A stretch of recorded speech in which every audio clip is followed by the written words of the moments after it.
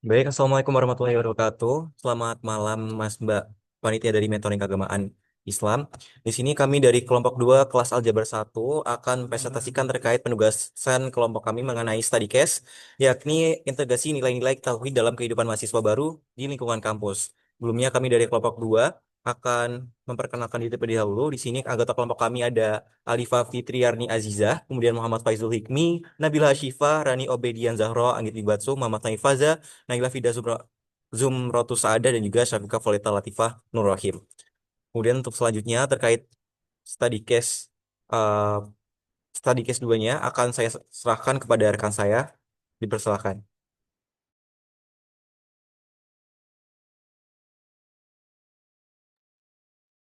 Tadi kelas 2 yaitu di lingkungan kampus, interaksi antara laki-laki dan perempuan menjadi hal yang lumrah dalam kegiatan akademik, organisasi, hingga pergaulan sehari-hari. Namun, batasan dalam interaksi ini seringkali menjadi tantangan bagi mahasiswa Muslim yang ingin tetap menjaga nilai-nilai tauhid dan syariat Islam.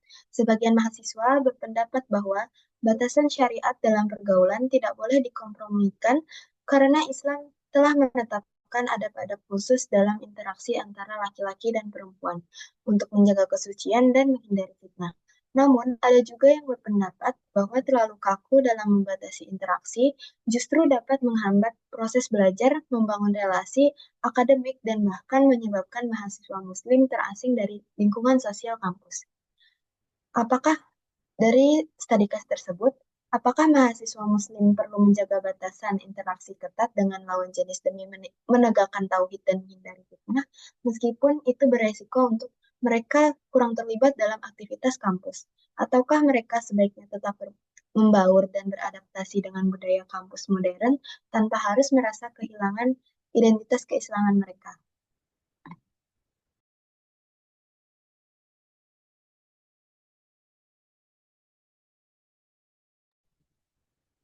Mungkin dari study case 2 tadi yang telah dijelaskan oleh teman kita, teman-teman bisa memberikan pendapatnya terkait pertanyaan yang telah dijelaskan setelah study case tadi. Mungkin ada yang ingin berpendapat, bisa dipersilahkan.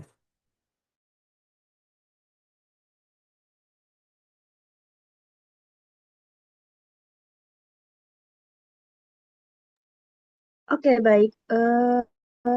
Untuk pendapat yang kedua, interaksi antara laki-laki dan perempuan di kampus sebenarnya itu tidak dilarang dalam Islam, selama dilakukan dengan adab yang sesuai dengan syariat, untuk menjaga kesucian dan menghindari fitnah. Mahasiswa Muslim sendiri tetap bisa aktif dalam kegiatan akademik maupun organisasi tanpa harus melanggar nilai-nilai tauhid, asalkan tetap menjaga batasan dan niat.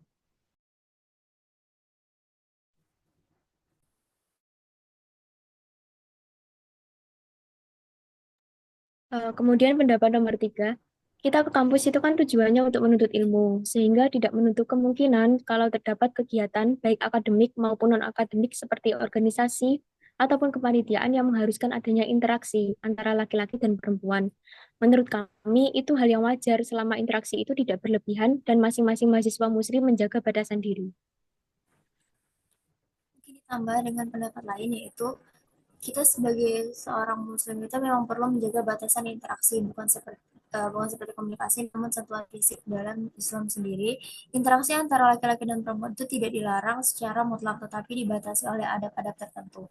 Kita dapat mengetahui batasan-batasan dan tujuan juga niat kita secara jelas. Kita juga sebagai mahasiswa perlu menyesuaikan diri dengan lingkungan yang dimana diambil dari sisi positifnya seperti bekerja sama atau bekerja kelompok dan meningkatkan kemampuan bersosialisasi juga komunikasi.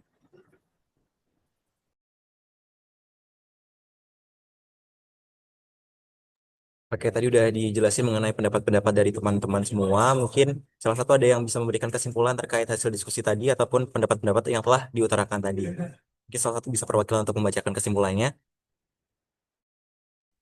Oke, dari apa yang telah kita bahas dan kita diskusikan, kesimpulannya adalah mahasiswa Muslim tidak harus memilih antara menjaga iman atau aktif di kampus. Islam sendiri adalah agama yang komprehensif dan fleksibel yang memberikan ruang bagi adaptasi selama tetap dalam koridor syariat. Keduanya bisa berjalan beriringan jika dilakukan dengan bijak.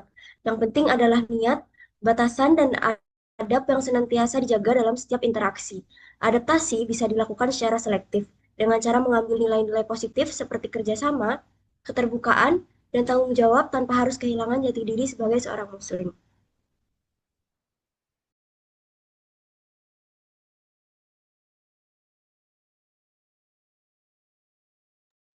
Baik, jadi sekian presentasi dari kelompok 2 dari kelas Aljabar 1.